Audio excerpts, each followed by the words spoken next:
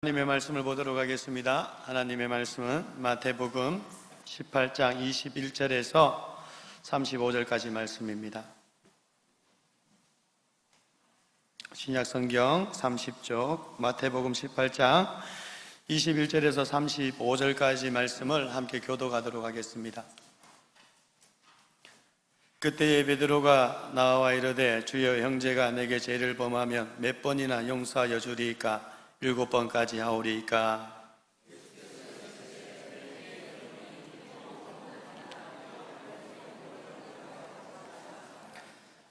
그러므로 천국은 그 종들과 결산하려 하던 어떤 임금과 같으니 갚을 것이 없는지라 주인이 명하여 그 몸과 아내와 자식들과 모든 소유를 다 팔아 갚게 하라 하니,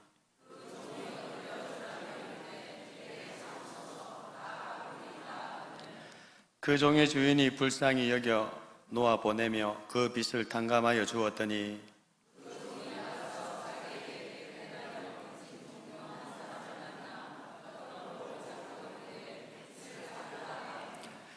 그 동료가 엎드려 간구하여 이르되 나에게 참아주소서 갚으리이다 하되,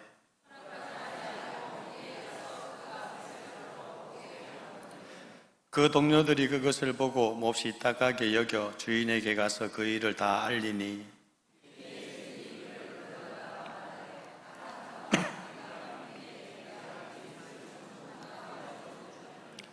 내가 너를 불쌍히 여김과 같이 너도 내 동료를 불쌍히 여김이 마땅하지 아니하냐 하고,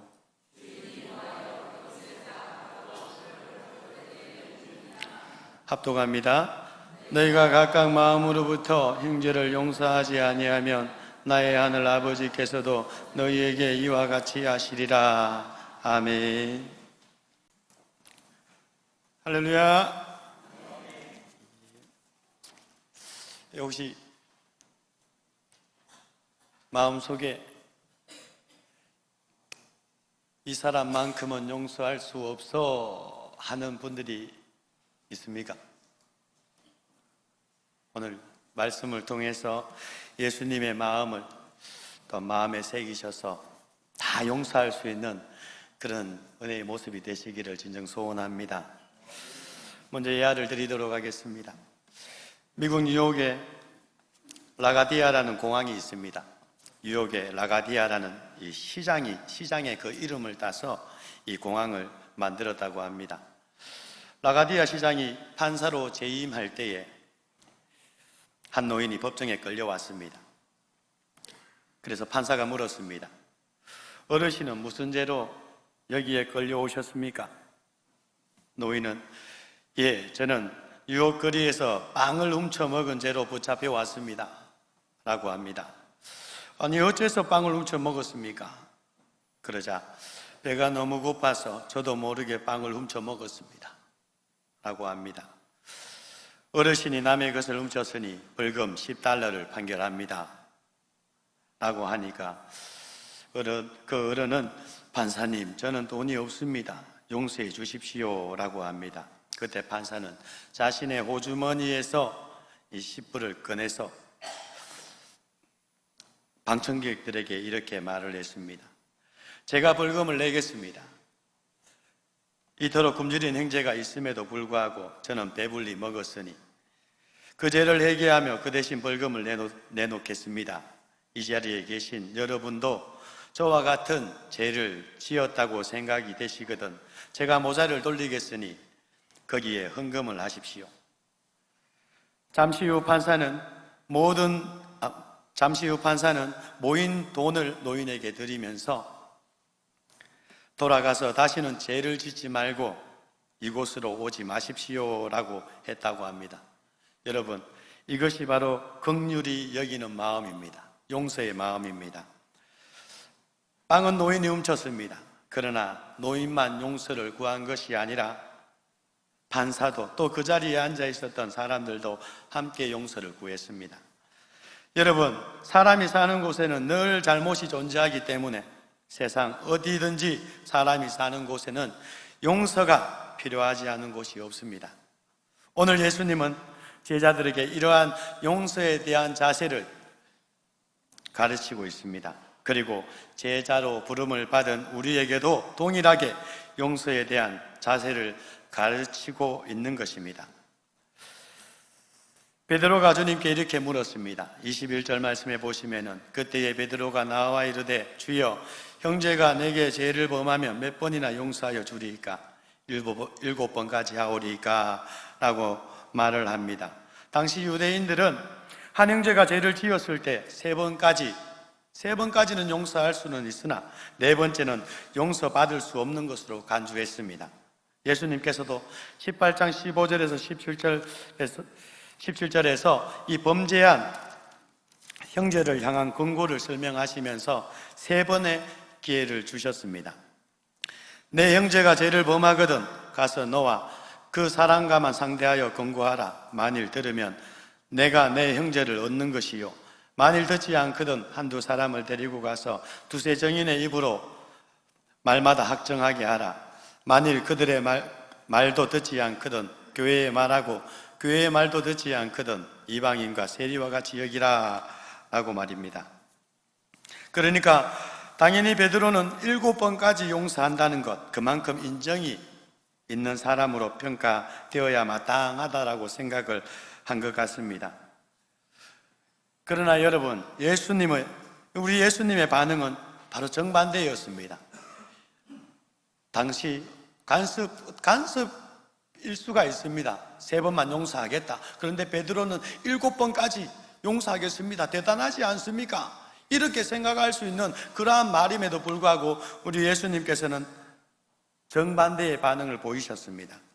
22절에 보시면은 예수께서 이르시되 네게 이르노니 7번뿐만 아니라 7번을 70번까지라도 할지니라 라고 말씀을 하십니다. 이 말은 사실상 무제한적으로 용서하라는 말씀입니다. 예수님께서 이러한 요구를 하신 건 인간이 하나님으로부터 그런 용서를 받았기 때문입니다. 그래도 무제한으로 용서해 주라는 건 아무래도 기분이 좋지 않습니다. 그러나 예수님은 그렇게 해야 될 이유를 1만 달란트 빚진 자의 비유를 통해서 명확하게 알려주고 있습니다. 1만 달란트, 그렇게 심각하게 다가오지 않는 금액입니다. 잠깐 설명을 드리면 한 달란트는 6천 데나리온에 해당합니다. 그리고 한 데나리온은 노동자의 하루 품삯입니다. 따라서 1달란트는 16년 동안 노동자가 하루도 빠지지 않고 일한 품삯과 같습니다. 그러니까 1만 달란트는 노동자의 약 16만 년에 해당하는 품삯이 되는 것입니다.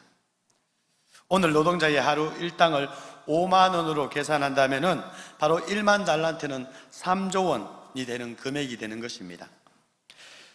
그리고 역사가 요세푸스에 의하면은 예수님 당시 갈릴리 지방의 1년 세입이 300달란트였고 유대나라, 즉 팔레스타인 그때 통치받았던 유대나라가 로마에 바친 1년 세금액이 800달란트였음을 미루어 볼 때 이 1만 달란트를 빚졌다라는 것은 엄청난 돈을 빚졌다는 것을 알 수가 있는 것입니다.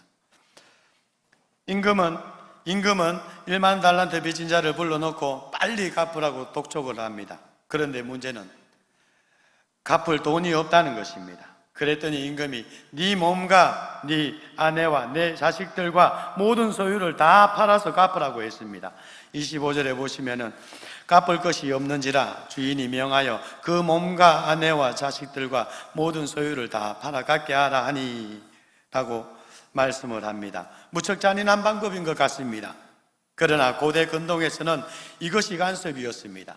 돈을 갚지 못하면은 자기가 몸으로 노예로 팔려가든 아내가 팔려가든 자식이 팔려가든 꼼짝할 수가 없었습니다.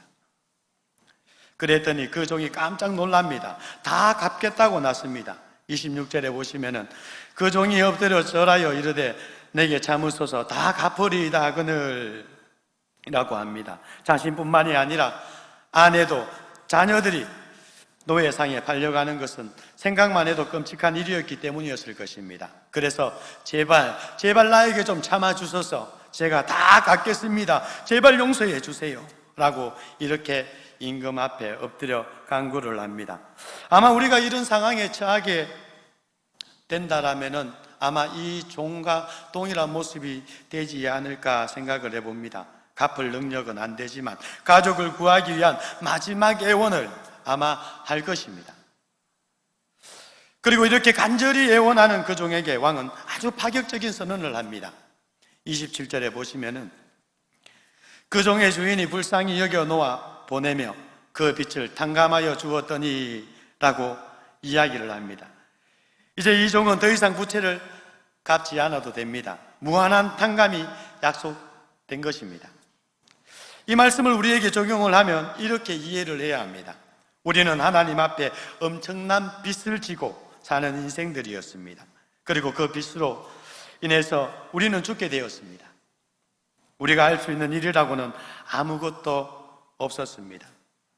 만약에 그 사실을 알았더라면 잘못했다고 한 번만 용서해 달라고 아마 그 종같이 동일하게 엎드려서 아마 제발 하면서 용서를 구했을 것입니다.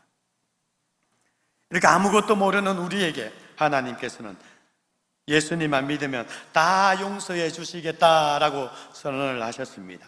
그리고 예수님을 믿는 우리는 우리의 빚을 다 탕감받았습니다. 이렇게 탕감받게 된 이유가 무엇입니까, 여러분? 요한일서 4장 10절 말씀이 잘 대변해 주고 있습니다. 사랑은 여기 있으니 우리가 하나님을 사랑한 것이 아니요 오직 하나님이 우리를 사랑하사 우리 죄를 위하여 화목제로 그 아들을 보내셨음이니라 라고 말씀을 해주고 있습니다. 다른 이유는 없습니다, 여러분. 하나님이 우리를 사랑하셨기 때문에 용서하셨다는 것입니다. 종에게 있어서 1만 달란트를 탕감받은 것은 기적 중의 기적입니다. 그 종은 기쁜 마음으로 임금의 집을 나섰을 것입니다. 그 종은 그 집을 나서면서 한호성을 불렀을 것입니다. 그리고 평생 이 연애는 잊지 않겠습니다. 임금님의 마음은 바다와 같습니다 하면서 기쁨이 넘치는 표현을 했을 것입니다. 그렇게 기쁘게 걸어가던 이 종, 그런데 문제가 생깁니다. 그 문제는 1만 달란트 탕감을 받은 종이 100데나리온을 빚진 자 동료를 만나면서부터 일어납니다. 1만 달란트를 탕감받은 종이 동료를 만나자마자 빚을 갚으라며 멱살을 잡습니다. 28절에 보시면은 그 종이 나가서 자기에게 100데나리온 빚진 동료 한 사람을 만나 붙들어 목을 잡고 이르되 빚을 갚으라 하매 라고 말씀하고 있습니다. 그랬더니 갚을 돈이 없었던 동료는 탕감받은 종에게 엎드려 간구합니다. 29절에 보시면은 그 동료가 엎드려 간구하여 이르되 나에게 참아 주소서 갚으리이다 하되 라고 말입니다.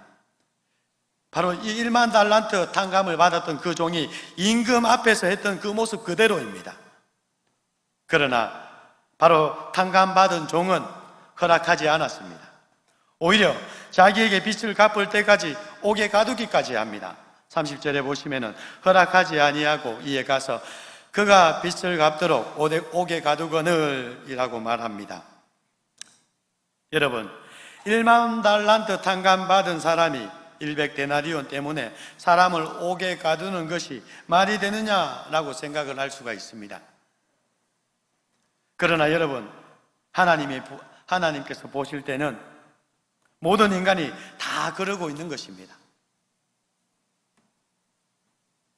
우리의 모든 죄를 다 탕감해 주시고 구원까지 시켜주셨는데 우리는 옆에 있는 가족조차도 용서하지 못하며 살고 있지 않습니까? 하나님의 은혜를 생각하면 감사한데 옆에 있는 가족, 친구, 이웃, 동료를 생각하면 열받는 것이 오늘 우리의 모습입니다. 그러니까 바로 이 1만 달란트를 탕감받은 이 종의 모습과 우리의 모습은 별 차이가 없다라는 것입니다. 물론 현대인의 생각으로 볼 때 탕감받은 종은 법적으로 자신의 동료를 바로 탕감해 줄 의무가 없습니다. 그러나 당시 그 사회에서는 상황이 좀 다릅니다. 법보다는 서로의 관계를 중요시했던 사회였기 때문에, 그래서 1만 달란트를 단금을 받은 종의 행위는 당시 사회로서는 도저히 용납될 수 없는 아주 괘씸한 행위라는 것입니다. 따라서 그의 동료들은 바로 그를, 이 탕감받은 종을 처단하기 위해서 임금에게 그러한 사실을 고하게 됩니다. 31절에 보시면은 그 동료들이 그것을 보고 몹시 딱하게 여겨 주인에게 가서 그 일을 다 알리니 라고 말씀을 합니다. 임금은 그 종을 다시 불려들어 탕감해 준 그 1만 달란트를 취소합니다. 그리고 그 이유를 설명합니다. 은혜를 입었으면 은혜를 마땅히 베풀어야 되는 것이 아니냐. 그리고 바로 그 종은 마지막 한 푼까지 다 갚을 때까지 바로 옥졸에게 넘겨지고 맙니다. 32절에서 34절까지 보시면은 이에 주인이 그를 불러다가 말하되 악한 종아, 네가 빌기에 내가 내 빚을 전부 탕감하여 주었거늘 내가 너를 불쌍히 여김과 같이 너도 내 동료를 불쌍히 여김이 마땅하지 아니하냐 하고 주인이 노하여 그 빚을 다 갚도록 그를 옥졸들에게 넘기니라 라고 말씀을 해주고 있습니다. 아마 이때 그 종의 심정이 어떠했겠습니까? 아마 그 100데나리온을 포기했더라면은, 은혜를 베풀었더라면은 아마 후회로 가득 찼을 것입니다. 그러나 그 종이 후회했을 때는 이미 늦었습니다, 여러분. 그래서 용서에는 때가 있는 것입니다. 옥에 갇힌 때 그 사람을 용서해봤자 이미 때는 늦었다는 것입니다. 주기도문에 보시면은 우리가 우리의 죄를 용서하여 준 것 같이 우리 죄를 용서하여 주시고 라고 우리 예수님은 가르쳐 주셨습니다. 바로 하나님의 용서를 받지 못하는 상황까지 갈 수가 있다라는 것입니다. 오늘 23절 말씀해 보시면은 그러므로 천국은 그 종들과 결산하려 하던 어떤 임금과 같으니 라고 이야기를 하고 있습니다. 그러니까 오늘 우리가 용서하지 못하는 그러한 모습이 있다라면은, 그 모습을 가지고 우리가 하나님 앞에 선다라면은 바로 그때 우리가 용서하지 못한 것이 또한 하나님 앞에서 또한 심판되어진다라는 것을 우리는 잊지 않았으면 좋겠습니다. 마지막 35절에 보시면 우리에게 큰 의미를 부여하고 있습니다. 함께 읽도록 하겠습니다. 너희가 각각 마음으로부터 형제를 용서하지 아니하면 나의 하늘 아버지께서도 너희에게 이와 같이 하시리라. 아멘. 이 말씀의 비유의 핵심입니다. 이 말씀은 35절 이 말씀은 오늘 예수님께서 비유하신 이 본문의 내용의 핵심입니다. 우리처럼 세상 사람들과 달리 하나님의 무한한 용서를 체험한 사람들은 다른 사람에게 그와 같은 용서를 베풀어야 한다는 그 말씀을 해주고 있는 것입니다. 쉽게 말하면 무한한 용서를 받았으니 너희도 끝없이 용서하며 살아야 된다 하는 것을 우리에게 알려주고 있는 것입니다. 바로 이것이 복음의 진수입니다, 여러분. 말씀을 맺도록 하겠습니다. 용서할 만한 것만 용서하겠다고 한다면은 용서라는 바로 그 개념 자체는 사라지고 말 것입니다. 용서는 오직 용서할 수 없는 것을 용서하는 것, 바로 그것이 용서의 참된 의미인 것입니다. 용서할 수 없는 가족이 있으십니까? 용서할 수 없는 친구나 직장 동료, 이웃이 있다라면은 용서할 수 없는 우리를 용서하여 주신 하나님의 그 사랑과 은혜를 힘입어서 참된 용서를 이루어가는 우리가 되길 소원합니다. 그리고 그 용서함으로 말미암아 마음에 참된 평화를 누리는 우리의 모습이 다 되시기를 진정 예수님의 이름으로 소원합니다. 기도하도록 하겠습니다. 사랑의 하나님, 오늘 우리를 사랑하여 주셔서 예수님 안에서 하나님의 긍휼을 누리며 살아가게 하시니 너무나 감사를 드립니다. 오늘 우리 또한 우리를 한없이 용서하시는 하나님의 그 사랑을 본받아 용서할 수 없는 사람들을 용서하며 살아가도록 은혜를 베풀어 주시옵소서. 그리고 마음에 참된 평안을 가지고 감사와 기쁨 가운데 하루하루 하나님의 기쁨으로 생활할 수 있도록 은혜를 베풀어 주시옵소서. 이루어 주실 하나님을 기대합니다. 감사를 드리며 살아계시고 역사하시는 예수님의 이름으로 기도합니다. 아멘.